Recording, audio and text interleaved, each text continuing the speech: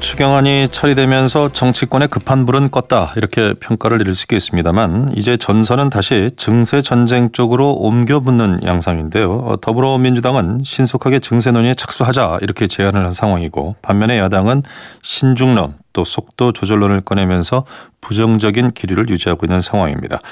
자유한국당 정우택 원내대표 연결해서 관련된 얘기 좀 나눠보도록 하겠습니다.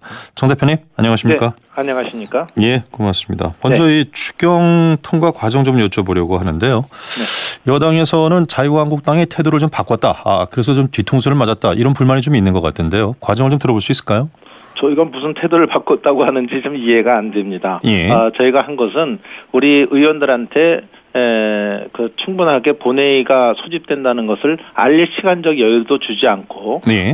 지금 다른 타 3당이 그 토요일 날 새벽에 이것을 야합 날치기를 하려고 했었습니다. 그래서 예. 의장 주재로 밤 11시에 회의를 열어서 그래도 의원들한테 본회의가 소집된다는 이것을 알리는 이거는 해야 되지 않겠냐. 그 당연한 직무고 의무인데 그래서 이것에 대해서 받아들여져서 그 다음날 토요일 날 9시 반에 이것을 하기로 거기까지만 합의 본 것이지 그 이상 그 합의를 봐준 것은 전혀 없습니다. 예, 그렇군요. 이 표결 당시에 자유한국당의 장제원 의원 그리고 김연아 의원이 당론과는 좀 배치되는 입장으로 찬성표를 던졌다. 이 부분에 대해서 좀 논란이 있는 것 같은데 당내에서는 어떻게 판단을 하고 계신지요? 김연아 의원은 이미 해당 행위로 인해서 저희 당에서 당원권이 정지된 상태입니다. 예. 또 한편으로는 지금 현행법의 미비점을 이용해서 의원직을 유지하고 있는 상태다. 저희들은 그렇게 보고 있기 때문에 예. 저희 당 입장에서는 이미 한번 언급이 된 바 있습니다만은 계륵 같은 존재라는 얘기가 나오고 있습니다. 또 장제원 의원에 대해서는 우리 의원총회에서 충분히 논의가 되고 반대의 입장을 취하기로 결정한 사항인데 본인의 물론 헌법기관이기 때문에 개인의 의사 표현은 존중한다고 하지만 이것이 해당 행위의 여부가 될지에 대해서는 아마 당내 기구에서 검토가 지금 이루어지고 있는 사항이다 이렇게 말씀을 드립니다. 예, 당내 검토가 이루어지고 있다는 말씀은 두 의원에 대해서 어떤 형태로든 징계 여부를 검토하고 있다 이런 말씀으로 들리는군요. 꼭 징계를 전제로 하는 것은 아니고요. 예. 어떤 이 해당 행위에 대해서 만약 이것이 분명한 해당 행위라고 판단이 된다면 아마 당무감사회에서 징계위원회에다가 요청을 하겠죠. 예, 네. 알겠습니다.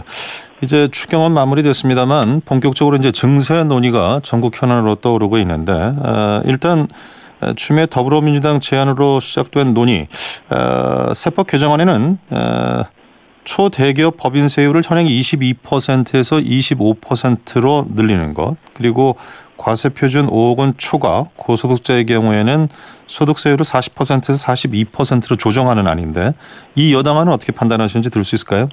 우선 그 말씀드리기 전에 한 말씀 좀 드려야 될 것 같습니다. 예. 저는 웬 갑자기 느닷없는 증세 타령인지 이해를 할 수가 없습니다. 예. 만약 이 증세를 국민의 세금을 더 걷겠다는 거 아닙니까? 그러려면 정부가 먼저 예산이 비효율적인 것이 없는지 또는 지출 감축을 할 여러 가지 사항이 없는지를 충분히 검토하고 노력한 뒤에 증세를 하겠다는 정책을 내놔야 되는데 갑자기 지금 증세 타령을 합니다. 특히 부자 증세라는 미명하에 여론을 호도하고 특히 지금 말씀한 대로 소득세와 법인세를 인상하겠다는 거 아닙니까? 근데 지금 이건 저는 청개구리 정책이다. 한마디로 이렇게 말씀을 드리겠습니다.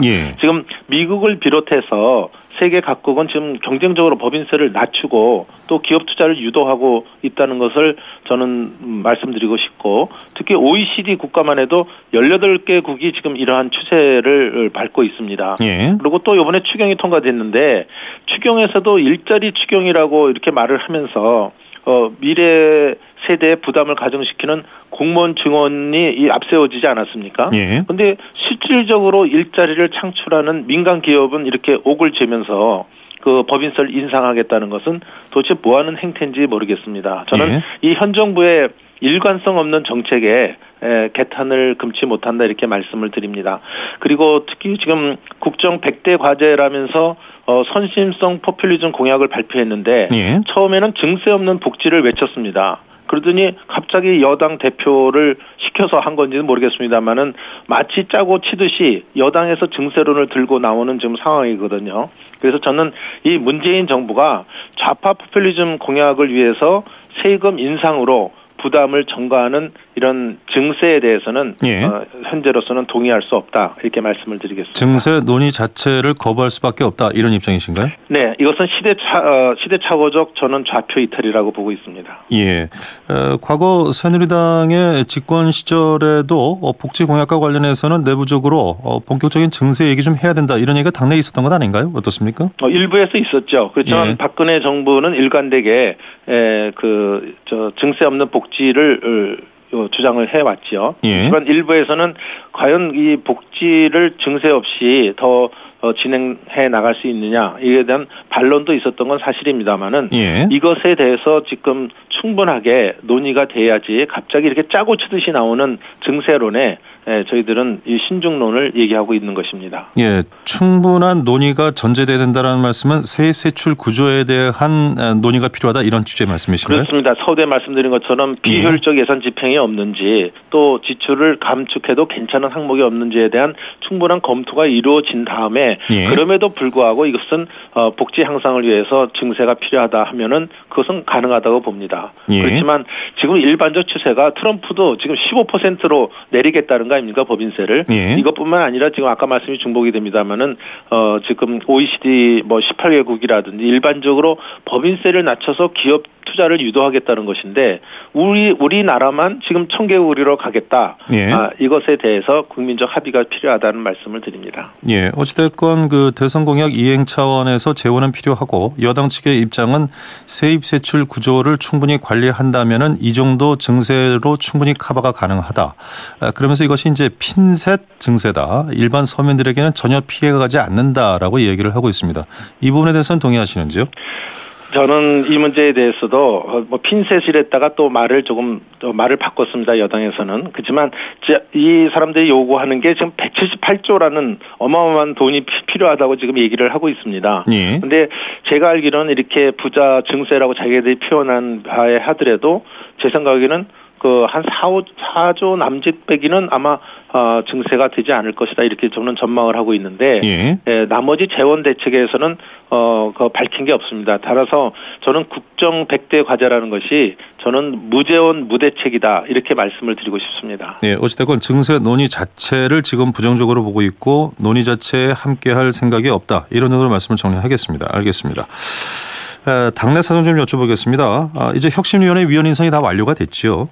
네, 그렇습니다. 자, 류석춘 표 쇄신에 대한 관심이 높아지고 있는데 당이 점점 우클릭하고 있는 것 아니냐 이런 우려들이 좀 나오고 있습니다. 왜냐하면 이제 당세 확장을 위해서는 확장성을 키워야 할 텐데 이런 부분이 좀 상충되는 것 아니냐라는 우려인데 어떻게 보시는지요, 원내대표로서? 저도 외연성을 넓히기 위해서는 지금 극우 논란에 휩쓸려서는 안 된다는 생각은 갖고 있습니다. 예. 다만 유석춘 혁신위원장이 개혁과 혁신을 위해서 모신 분인 만큼 잘해주기를 바라는 마음은 간절합니다. 예. 특히 저희 자유한국당의 입장에서는 혁신과 화합이라는 두 가지 과제를 잘 해결해 주기를 기대하는 것이죠. 그래서 따라서 지금 막 이제 혁신위원들이 구성이 됐고 아직 혁신에 대한 로드맵이 결정되지 않은 상황에서 예. 극우 논란이나 과하게 우클릭하는 것은 저는 시기상조라고 봅니다. 예. 다만 개혁과 혁신이라는 것이 결코 쉬운 일이 아니기 때문에 당내에서도 또 많은 의견이 존재하고 있기 때문에 신중하게 하나하나 일을 처리해 나가는 진중한 모습이 오히려 더 신뢰를 받지 않겠느냐 하는 것이 제 개인 소견입니다. 그럼에도 불구하고 혁신위원들의 몇몇만 놓고 봤을 때는 이미 인선 자체가 우클릭 아니냐 이런 우려는 있는 것 같은데 말씀이죠. 그런 우려가 있지만 또 결정은 합리적으로 할지도 모르는 거니까요. 조금 더 기다려 봐야죠. 또 최종 결정은 또 최고위에서 결정을 하는 것이기 때문에 조금 지켜봐 주시면 좋겠습니다. 그런 우려가 있다라는 것에 대해서는 공감을 좀 하시는 것이군요. 네, 그렇습니다. 예, 알겠습니다. 왜냐하면 상대적으로 이 보수 적통을 놓고 좀 경쟁하고 있는 바른정당 이해운 대표 체제는 상대적으로 외연 확장을 위해서 좀 좌클릭하는 모습을 보이고 있다 이런 얘기들도 나오고 있거든요. 글쎄 저희 당과 보수 적당을 서로 경쟁한다는 것 자체에 저는 수긍을 하지 못하는 입장입니다만은 제가 타 정당에 대해서는 별로 언급하고 싶지는 않습니다. 다만 겉으로는 국민들에게 보수 정당이라고 외치면서 예. 속으로는 좌클릭을 통해서 좌파 정당으로 가고 싶은 게 아닌지 그 정체성을 명확히 밝혀줬으면 좋겠습니다. 바른정당의 정체성 부분은 아직까지도 논란거리다. 이런 입장이시군요. 그렇습니다. 알겠습니다. 대법원에서요. 최순실 국정농단 하급심 TV 생중계 지금 검토하고 있는데 이 부분에 대해서는 어떤 입장이신지요? 저는 한마디로 이것이 21세기 인민재판의 부활이 아닌가 하는 우려의 시각을 갖고 있습니다. 예. 국민의 알 권리 확대라든지 또 재판의 신뢰 향상의 명분은 있다고 생각이 듭니다만은 예. 저는 피고인의 사생활 침해와 또 여론에 의해서 재판이 영향을 받는 사법 포퓰리즘에 빠져서는 안 된다는 점도 강조하고 싶습니다. 예. 특히 그 무죄 추정주의를 무시한 채 피고인의 인권을 훼손하는 행위에 대해서는 엄격히 제한해야 된다고 보고 있습니다. 2013년에 그 사법부가 규칙을 개정했죠. 예. 대법원이 담당하는 상고심에 한해서 국민 생활에 미치는 영향이 큰 일부 사건에 대해서는 생중계를 허용한 바 있습니다. 그렇지만 이렇게 1심부터 TV 생중계를 하겠다는 것은 예. 저는 피고인의 인권과 사법부의 정한 원칙을 무시한 것이다. 이렇게 말씀을 드리고 싶고요. 예. 저는 사법부는 법치주의의 최후의 보루 아닙니까? 저는 원칙을 가지고 재판의 공정성과 독립성을 훼손하는 일이 없기를 바랍니다. 예, 자유한국당의 입장으로 듣겠습니다. 네. 고용노동부 장관의 김영주 의원이 발탁이 됐습니다. 의원 불패 신호를 염두에 둔 것 아니냐 이런 평가도 있습니다만 김영주 의원에 대해서는 어떤 평가를 갖고 계신지요? 아무래도 현역 의원이다 보니까 선거를 통해서 국민의 검증을 받아봤고 다른 후보자들보다는 아마 정치적 정무적 판단이 가능하기 때문에 통과 가능성을 두고 선정을 한 것이 아닌가 이렇게 생각을 합니다. 다만 저희들이 항상 청문회 임할 때 객관적 잣대인 이 모든 공직자 후보자로서의 도덕성과 직무 적합성 또 안보관에 대한 집중 검증을 하고 있습니다. 예. 이 김영주 후보자에 대해서도 지금과 똑같은 잣대와 원칙을 갖고 인사 검증에 최선을 다하겠습니다. 예, 잘 알겠습니다. 오늘 말씀 여기까지 듣겠습니다. 고맙습니다, 네, 대표님. 네. 자유한국당 정호택 원내대표였습니다.